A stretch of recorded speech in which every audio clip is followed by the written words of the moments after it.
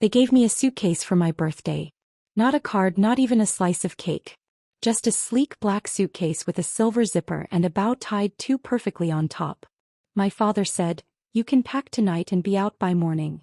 Just like that.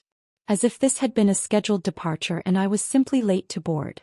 Before I tell you what happened next, take a second to like this video, subscribe if you haven't already, and share it with someone who needs to hear this.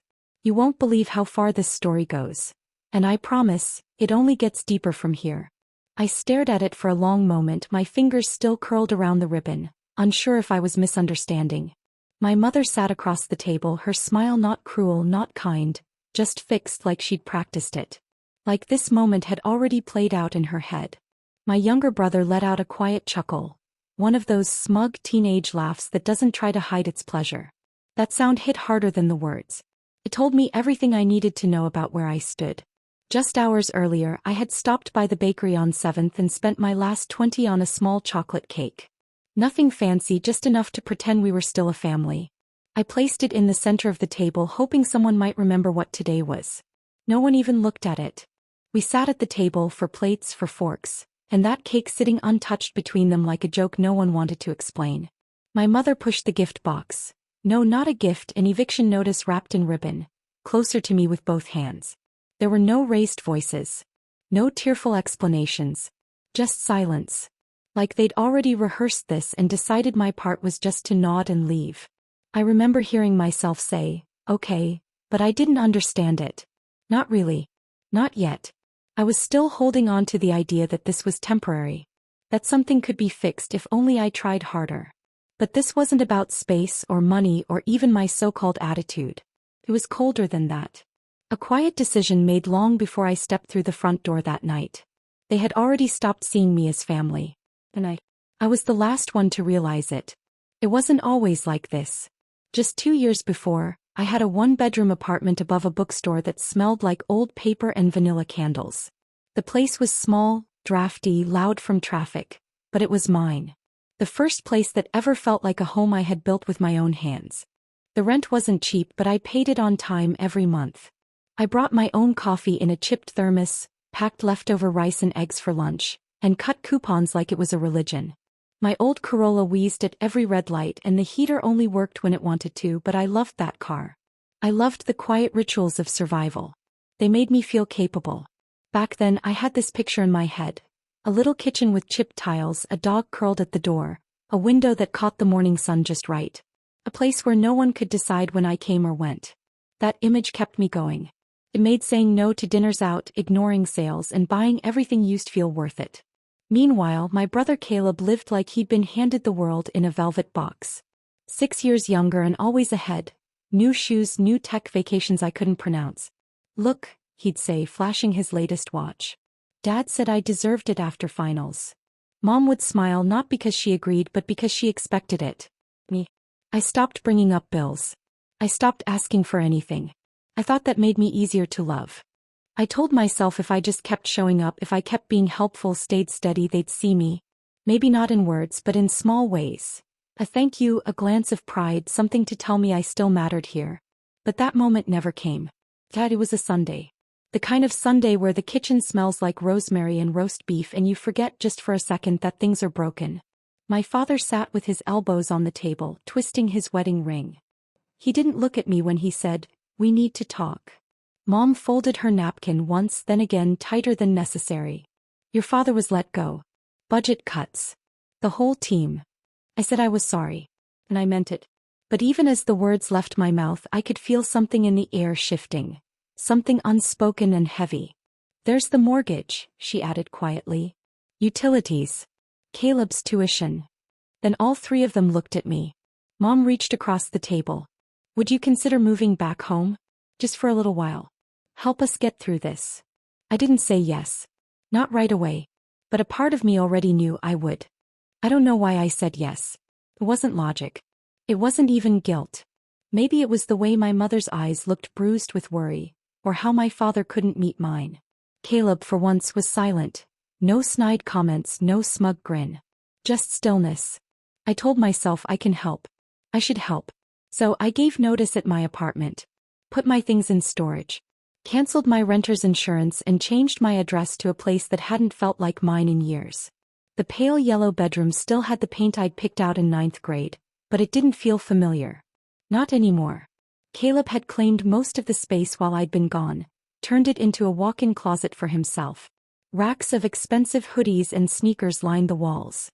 They'd made room for a twin bed in the corner, just enough space for my suitcase.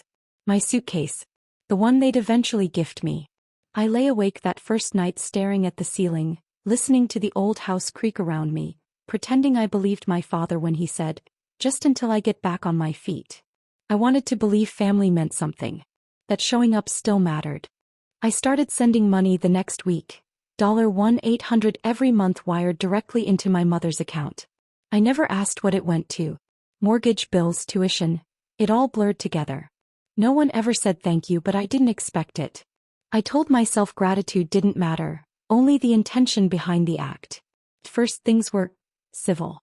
My mother made my favorite lemon chicken with rosemary. My father called me his steady one. Caleb even asked how work was going once. It almost felt like they were trying. But gratitude fades quickly in places where roles are fixed. By month 3, my father had a new job. It paid less. The commute was brutal. Still, I waited for the conversation, the one where they'd say, "You've done enough. Time to find your own place again." It never came. Instead, Mom said gently, "Your father's salary isn't quite what we hoped. Just a little while longer, sweetheart." And I nodded. Like always. But I swallowed the question rising in my throat. How much longer? Because it wasn't just money anymore. It was my space. My breath. My sense of self. And bit by bit I could feel it all slipping away. It started small, little things easy to dismiss. I was told to take shorter showers. My presence at dinner became inconvenient. Lasagna, once my comfort food, was replaced with quinoa bowls and whatever trendy cleanse Caleb was on that week. Groceries started including items I never touched, but my favorites disappeared like they never mattered. My shampoo ran out faster than I could replace it. My father asked for gas money, just this once. My mother needed a quick 100 for a hair appointment because her card had glitched. The money never came back. Caleb? He kept showing up with something new. A watch that tracked your sleep, shoes I couldn't afford even on my full-time salary, skincare kits in jars with gold lettering. One night I asked, careful not to sound accusing, just curious, "Where's all this coming from?" He rolled his eyes. "Mind your business. Just because you live like a pauper doesn't mean the rest of us have to." I should have said more. But I didn't. Because some part of me still believed that if I kept giving, kept holding everything together, one day they'd look at me and remember who I was. Instead, I just kept fading. It wasn't all at once. That's how it works, I think. You don't notice you're disappearing until you're almost gone. Like mist evaporating from a mirror. It was a Friday when something in me finally cracked. Work had been a mess, back-to-back deadlines, no lunch break, the kind of week that gnaws at your bones. All I wanted was a hot bath, a book, and a silence that didn't feel like punishment. Instead, Caleb was waiting at the bottom of the stairs, bouncing like a kid about to unwrap something expensive. "There you are," he said. "I need $700. No hello. No how was your day. Just I need." I blinked, dropping my keys in the bowl by the door. "For what?"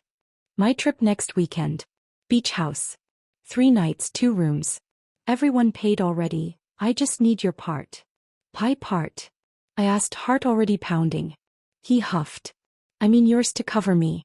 God, you know what I mean." And I snapped. I kept my voice low, steady. "You think I have $700 lying around? I give nearly $2,000 to this house every month. I wear shoes with holes in them. And you want me to pay for your weekend getaway?" Caleb's face shifted, smugness replaced by a sharp, offended frown. "Why are you being so dramatic? It's just money." I laughed, but it wasn't the kind that held any warmth. It was dry, bitter, like something inside me had finally gone numb. "No, Caleb," I said. "It's not just money. It's time. It's sacrifice. It's the reason you get to live like royalty while I'm patching the soles of my boots with glue." His expression twisted. "You don't have to make it sound like charity," he snapped. "I'm not," I replied. "I'm making it sound like reality. Maybe if you worked a single shift in your life, you'd understand." His eyes filled instantly, glassy and sudden, like he'd rehearsed it. "You're calling me lazy. You're calling me a burden." I didn't respond. I didn't need to. He started crying, loud, performative sobs that echoed down the hall like a fire alarm. Within seconds, our parents came rushing in like clockwork. My mother went straight to Caleb, cradling his head like a wounded bird. "What happened?" she demanded. "She called me lazy," Caleb wailed, pressing his face into her sweater. "She said horrible things. And just like that, I was the villain in a house I kept afloat." My father turned to me, jaw set. "Is that true?" he asked, voice like gravel. No curiosity, just accusation. I stood straighter even though my knees wanted to give out. "He asked me for $700 for a beach trip," I said, my voice shaking but clear. I said no. "That's it." Mom narrowed her eyes. "And you told him to get a job?" I told him the truth. "That's not your place," my father snapped. I blinked. "Your house is running on my paycheck. I think I've earned the right to say something." Then Mom said it. The sentence that broke something final in me. "There it is," she hissed. "Every time we ask you for anything, you throw your money in our faces." I looked at them, my mother's clenched jaw, my father's folded arms, Caleb's tear-streaked but smug eyes peeking through his fingers. That was the moment I knew. They didn't love me. They needed me. And when I stopped being useful, they stopped pretending. I didn't say another word. Just turned, walked to my room and shut the door softly behind me. I sat on the bed I'd bought with a student stipend years ago and stared at the wall until sleep finally found me. The next morning was my birthday. I turned 27 in silence. No card. No message. No knock on my door. Just the distant clink of dishes downstairs, like it was any other day. I left for work without a word and came home with a small chocolate cake I'd picked up from the corner bakery. The kind with curling plastic lettering and too sweet frosting. Cheap, but it still meant something to me. When I walked in, they were already at the dining table, dressed unusually well. My father in a pressed shirt. My mother in pearls. Caleb scrolling through his phone like he didn't know I existed. In the center of the table sat a box, neatly wrapped in silver paper, ribbon tight and perfect. Mom smiled. "The birthday girl," she said as if nothing had ever happened. I set the cake down. "What's this?" Dad pushed the box toward me. "Your gift." I opened it slowly, half expecting it to be empty. Instead, nestled inside foam lining was a brand new suitcase. Thick, tiny, expensive. "Are we going somewhere?" I asked, still trying to believe. They laughed. Not warmly. Not cruelly. Just like I was the last one to get the joke. "You are," my father said. My mother leaned forward, folding her hands like she was making a business deal. "Pack your things. You're leaving tomorrow." That was it. No conversation. No discussion. Not even a pretend apology. Just a final decision presented like a gift. I didn't ask where I was supposed to go. I didn't beg or argue or cry. I just sat there watching them across the table, my family polished and unmoved, like they'd already erased me from the story. Caleb smirked behind his glass. He didn't even try to hide it. Later that night, I lay awake in the twin bed that once held my teenage dreams, listening to them downstairs. They were laughing. Real, loud laughter, the kind they hadn't shared with me in years. I imagined them eating the cake I bought, cutting into it like they hadn't pushed me out of their lives with a bow on top. At sunrise, I packed. The suitcase they gave me fit everything I still owned. A stack of work files, my second-hand laptop, a pair of worn heels, and a photo of me at 18 holding my first paycheck like it was a golden ticket. They didn't even stir as I walked out. I didn't leave a note. I didn't slam the door. Just pulled it closed behind me like I was leaving a motel room, not a home. They wouldn't notice I was gone, not until the next transfer failed to hit their account. I spent the first few nights at a hostel across town. Bunk beds, shared bathrooms, a hallway that smelled like burnt toast and bleach. But I could breathe. Really breathe. By the third day I messaged Carol. Carol worked 2 cubicles down from me, late 50s chain smoker voice, bracelets that jingled when she typed. Sharp tongue, soft heart. She was the kind of woman who called everyone hon, and always had tissues tucked in her sleeve. She didn't ask questions. Just sent back, "Come by. I've got coffee and a couch." When I arrived, I finally cried. Not the kind of tears that heave from your chest like a storm, but quiet ones, clean, steady like a faucet finally unstuck. Carol handed me a blanket, poured me a cup of too strong coffee and said, "Sweetheart, you don't owe them your life just because they gave you one." And I believed her. For the first time, I actually believed her. Within a week, I signed the lease on a tiny studio apartment near the old rail yard. Peeling linoleum windows that stuck when it rained, and a heater that groaned like a haunted house. But it was mine. My name was the only one on the lease. I furnished it with second-hand finds. A mattress with a dip in the middle, a chipped desk, a crooked lamp that flickered when I breathed too hard. But every item felt like a declaration: I exist. I matter. I'm still here. The silence was mine. The space was mine. No footsteps in the hallway, no one banging on the door asking for money or favors. Just me standing barefoot on cold tile, drinking tea I'd made in a chipped mug from the thrift store. And it was the best thing I'd tasted in years. 6 months passed. Not a single call. No texts. No birthday card, even a fake, belated one to pretend they'd forgotten. Nothing. And I was fine with that. I started working late, saving again. Without that $1,800 disappearing from my account each month, I could finally breathe. More than breathe. I could plan. I still lived simply, but now, it was my choice. Then one afternoon my phone rang. An unknown number. I almost let it go to voicemail. I wish I had. "Hello." I answered, cautious. "Hi, Mara. It's Mom." Her voice was syrupy, that soft practice tone she used when she wanted something. Not love. Not reconciliation. A transaction in disguise. "We need to talk," she said. "Can you come by the house?" "No," I replied flat. "Say whatever you need now." There was a pause, just long enough to sound rehearsed. "Your father lost his job again. Another round of layoffs.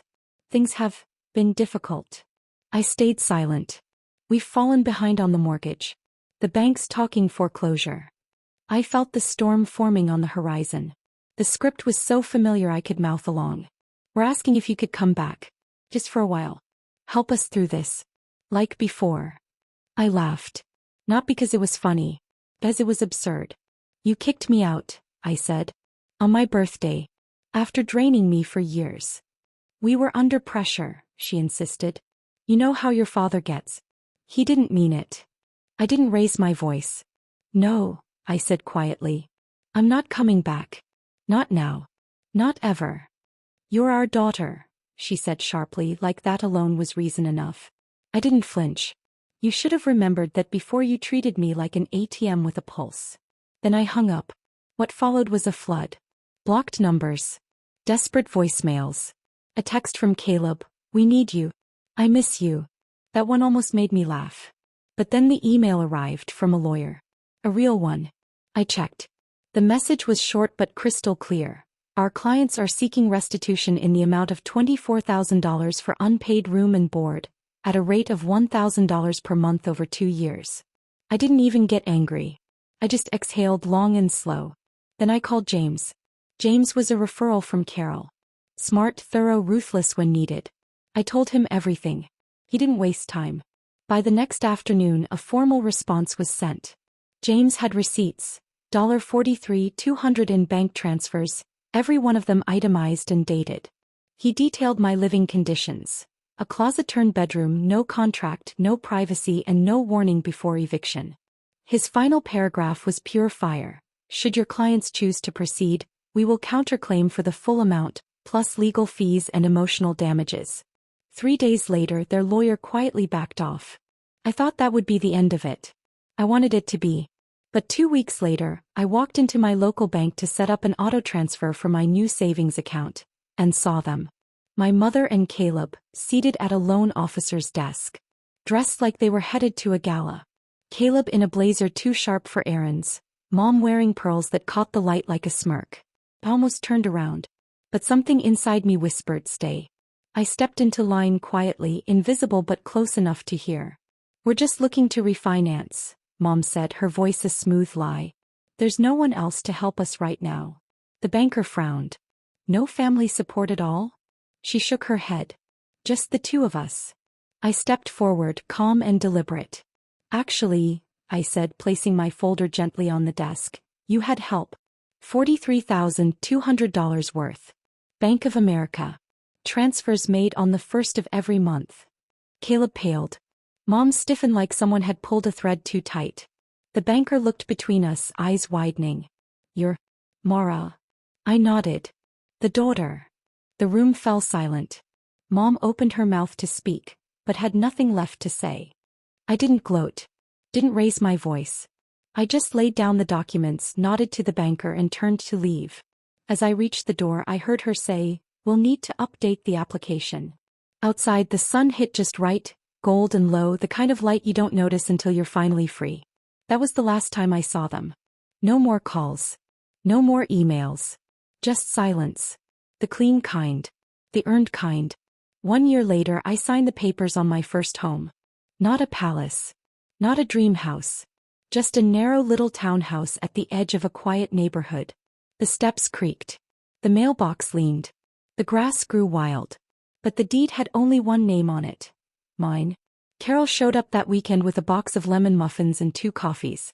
We stood in my kitchen, mine, while she opened every cupboard and said, "It's not fancy, but it's yours." That's the difference. He was right. Sometimes I still think about the suitcase. I keep it tucked away in my closet, not as a scar but a reminder. I didn't get kicked out. I walked away. And I built a life beyond the margins where no one gets to erase me again.